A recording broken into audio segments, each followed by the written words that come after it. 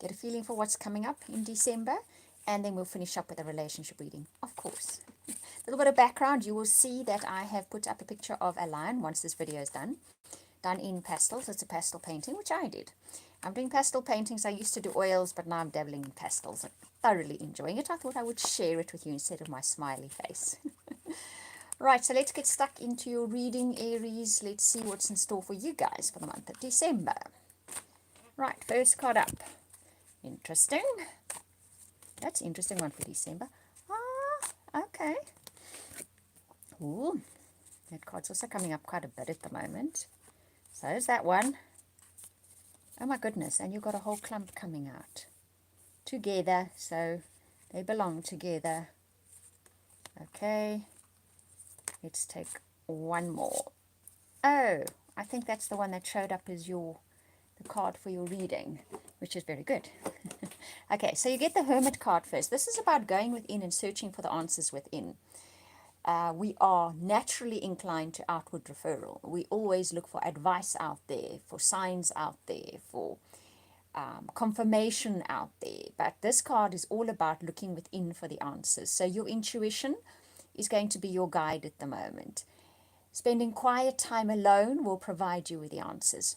I've been reading that so much lately. It's been coming up all over the show. Go sit somewhere, be quiet. Just be really, really quiet for a while, and the answer will come to you.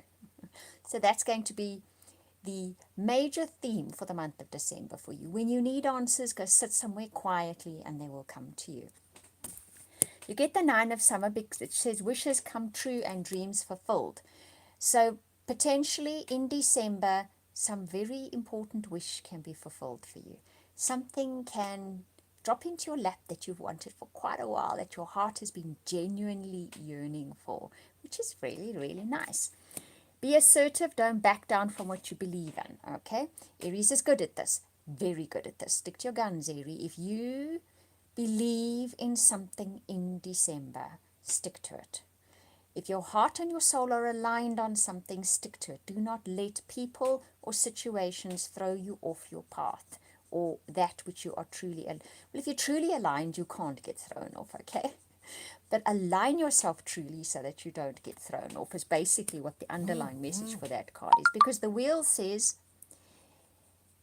delays are over, sudden or unexpected good luck. So, the wheel of fortune is turning a cog in your life, and something is shifting in your life because you've got dreams fulfilled and being assertive. I'm thinking you're going after a dream and it's about to start manifesting for you, and you are about to start seeing what you consider to be amazing luck on that issue, whatever it may be. Okay, something really lucky comes this way about something that you've really, really been wishing for, and you've aligned to it. The Six of Spring says wonderful news is on its way. So between the delays are over and wonderful news is on its way and wishes coming true, there's definitely some really good news coming to you in the month of December. The Ego card says, in this particular deck, it's called the Ego card, the illusion of being trapped and placing too much importance on material items or getting caught up in fear or worry. I'm inclined to think you might have gotten a bit caught up in fear and worry, which is the number one pastime for all of us, bar none, in this century. We worry too much. Why? Because we're fed too much to worry about. We're constantly barraged with things to worry about. So we tend to be inclined to head down that path fairly quickly. And I think whatever this was that you were wishing and dreaming about, you might have been putting a bit of worry energy in there, but not sufficient worry energy to throw it off track. So you've been feeling like you need to protect yourself from losing this thing, okay? Maybe there is something that you need to do to secure it, but don't let fear and worry be the overriding factors here, because you get the Strength card, which says don't worry. You're going to cope with and you're going to handle whatever challenges are thrown your way. You have what it takes. You have the mental power, you have the ability, stability, all of that. You even have the backing of your guardian angels and everybody else to help keep this, whatever it is, on track, help it launch, help it manifest, whatever it may be. So don't succumb to fear and worry, because you're about to be swept off your feet. It might be a relationship. We are not discounting that. Prince of Summer, it can be a relationship. But it can be a relationship with something as well. So something creative and constructive and very close to your heart. That is you're about to be swept off your feet with that, whatever it may be. So it's a very nice lineup of cards, this. So if you need, let's recap, put it in a nutshell. If you need an answer, go sit somewhere quietly, it'll come to you. You're going to have a wish fulfilled, something that your heart was really aligned with, okay? You need to stick to that. You need to be assertive about it. Don't worry too much about it. You're going to have all the backing you need, including yourself, your inner strength, to deal with whatever challenges might come your way because of this something that you've gone after. But there's good news coming, okay? And whatever it is that you've so aligned yourself with, you're about to be swept off your feet by it, okay? Or maybe a relationship. So let's have a look at the relationship cards and see what is in store there. Right, so let's pack those away quick and get to your relationship cards. Okay, coming up. Few of them went for flying lessons. Let's see what they are. Okay. And I'm back. Deception and attraction. Okay, so I would say off the bat in December, don't try to be somebody you aren't, okay? Do and behave as you truly are. With these two cards together, that's definitely the advice here, the guidance here, and you're even going to feel prodded to do that. You're going to come out being totally yourself.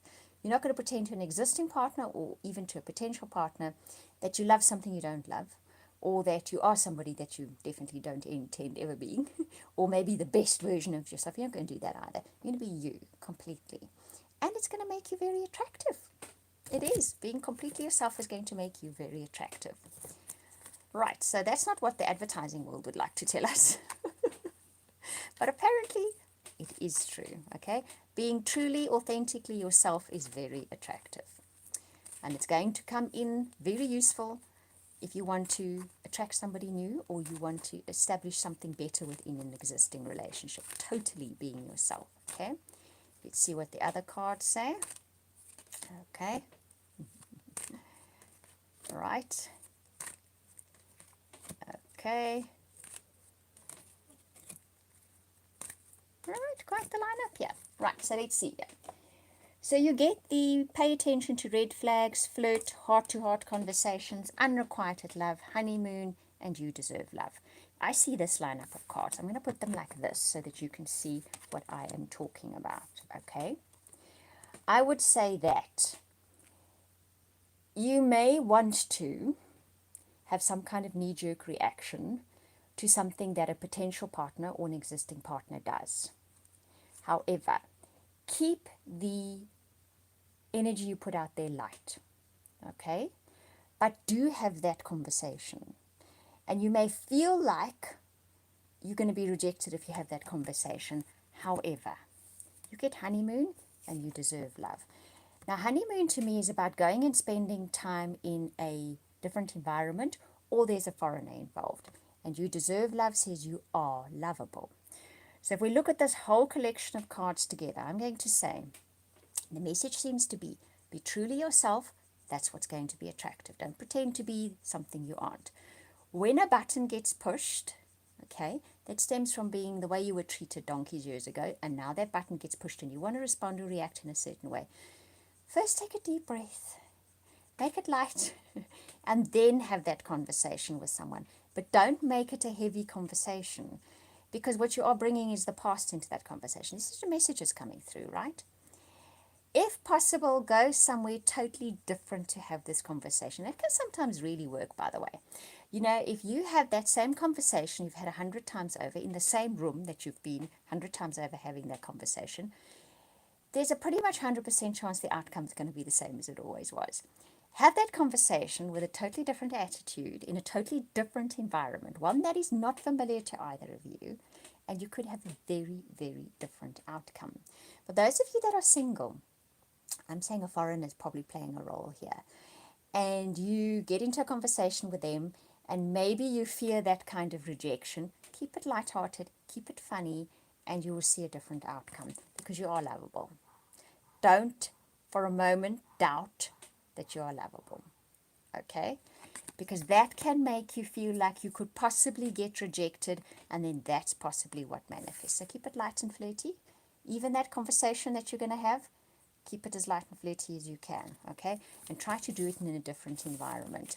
But like I say, for those of you that are single, there's a pretty good chance that it's a foreigner playing up here or turning up in your life. Be completely yourself, genuinely yourself. Keep it light and funny and flirty.